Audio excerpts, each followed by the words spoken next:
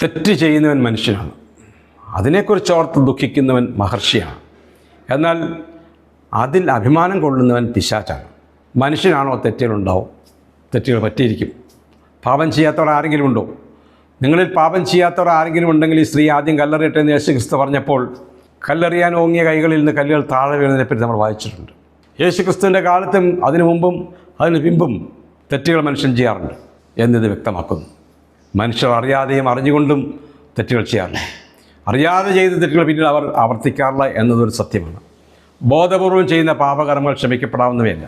എന്നിരുന്നാലും ചില അവസരങ്ങളിൽ നമ്മൾ തെറ്റ് ചെയ്തവരോട് ക്ഷമിക്കാറുണ്ട്.